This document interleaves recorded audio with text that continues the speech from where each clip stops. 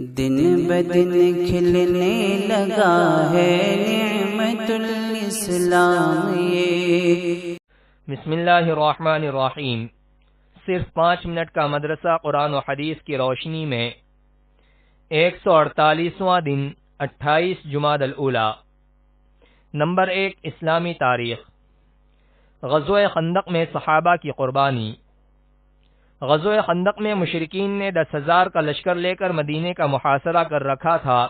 دونوں طرف سے تیر اندازی اور سنگباری کا تبادلہ ہوتے ہوئے 2 ہفتے گزر گئے تو قریش نے تمام فوج کو جمع کر کے حملہ کرنے کا منصوبہ بنایا۔ اتفاق سے ایک مقام پر خندق کی چوڑائی کم تھی تو عرب کا مشہور بہادر عمرو بن عبد ود اس کے ساتھیوں نے 2 گھوڑوں کو ایڑ لگا کر خندق کو پار کر لیا اور مسلمانوں کو 3 مرتبہ مقابلے کے لیے للکارا تو حضرت علی رضی اللہ عنہ مقابلے کے لیے آگے بڑھے۔ تھوڑی دیر دونوں نے اپنے اپنے جوہر دکھائے، بالآخر حضرت علی رضی اللہ عنہ نے اس کو نمٹا دیا۔ یہ منظر دیکھ کر مشرکین پر رعب طاری ہو گیا اور مقابلے کی تاب نہ لا کر بھاگ گئے۔ حملے کا یہ بڑا سخت دن تھا۔ کفار و مشرکین کی طرف سے نیزوں اور پتھروں کی بارش ہو رہی تھی۔ چنانچہ 1 ماہ کے طویل محاصرے کے بعد اللہ تعالیٰ کی غیبی مدد آئی اور ایسی ٹھنڈی و تیز ہوا چلی کہ ان کے خیمے اکھڑ گئے۔ لشکروں میں افراتفری مچ گئی۔ موسم کی سختی، کھانے پینے کی قلت کی وجہ سے وہ مجبور ہو کر بھاگ گئے۔ نمبر 2، حضور صلی اللہ علیہ وسلم کا معجزہ۔ دانتوں کے درمیان سے نور نکلنا۔ رسول اللہ صلی اللہ علیہ وسلم کے سامنے کے دونوں دانت کشادہ تھے۔ بات کرتے ہوئے ان کے درمیان سے نور نکلتا ہوا محسوس ہوتا تھا۔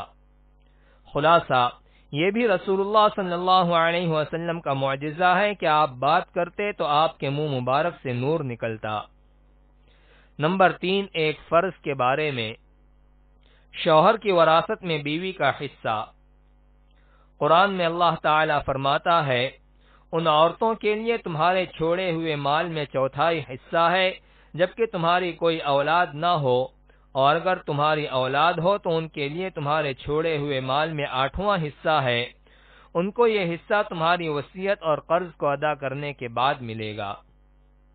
فائدہ: شوہر کے انتقال کے بعد اگر اس کی کوئی اولاد نہ ہو تو بیوی کو شوہر کے مال کا 1/4 حصہ دینا، اور اگر کوئی اولاد ہو تو 8واں حصہ دینا ضروری ہے۔ نمبر 4، ایک سنت کے بارے میں۔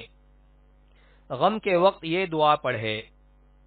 رسول اللہ صلی اللہ علیہ وسلم نے غم و مصیبت کے وقت اس دعا کو پڑھنے کے لیے فرمایا، انا للہ و انا الیہ راجعون، اللہم اجرنی فی مصیبتی واخلف لی خیرا منہا۔ ترجمہ: ہم سب اللہ کی ملکیت میں ہیں اور اسی کی طرف جانے والے ہیں۔ یا اللہ تو مجھے میری اس مصیبت میں ثواب دے اور مجھے اس سے بہتر بدلہ عنایت فرما۔ نمبر 5، ایک اہم عمل کی فضیلت۔ اللہ کے راستے میں موت آنا۔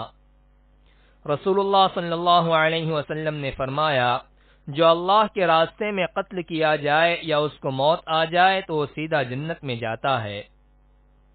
نمبر 6، ایک گناہ کے بارے میں۔ سرگوشی کرنا۔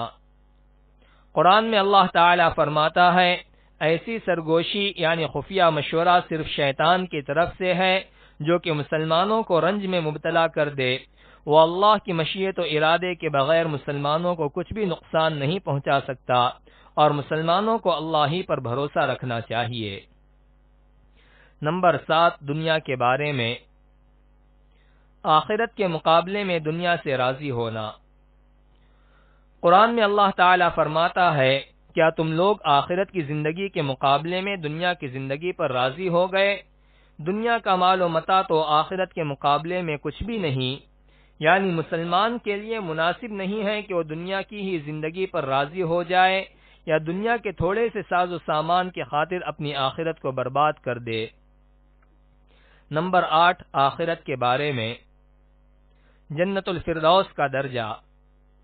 رسول اللہ صلی اللہ علیہ وسلم نے فرمایا، جب تم اللہ تعالی سے سوال کرو تو جنت الفردوس کا سوال کیا کرو، کیونکہ وہ جنت کا سب سے افضل اور بلند درجہ ہے اور اس کے اوپر رحمان کا عرش ہے اور اسی سے جنت کی نہریں نکلتی ہیں۔ نمبر 9، طب نبوی سے علاج۔ سفرجل سے دل کا علاج۔ حضرت طلحہ رضی اللہ عنہ فرماتے ہیں کہ میں رسول اللہ صلی اللہ علیہ وسلم کی خدمت میں حاضر ہوا تو آپ صلی اللہ علیہ وسلم کے مبارک ہاتھ میں ایک سفرجل تھا۔ پھر آپ صلی اللہ علیہ وسلم نے فرمایا، طلحہ اسے لو کیونکہ یہ دل کو سکون پہنچاتا ہے۔ نمبر 10، نبی صلی اللہ علیہ وسلم کی نصیحت۔ حضرت ابو ذر رضی اللہ عنہ فرماتے ہیں کہ مجھے میرے دوست رسول اللہ صلی اللہ علیہ وسلم نے وصیت فرمائی، میں اپنے سے زیادہ مالدار کی طرف نہ دیکھوں اور اپنے سے کم درجے والے مالدار کی طرف دیکھوں، اور غریبوں سے محبت اور ان کے قریب رہنے کی وصیت فرمائی، اور صلہ رحمی کرنے کی وصیت فرمائی، اگرچہ وہ تم سے پیٹھ پھیرے۔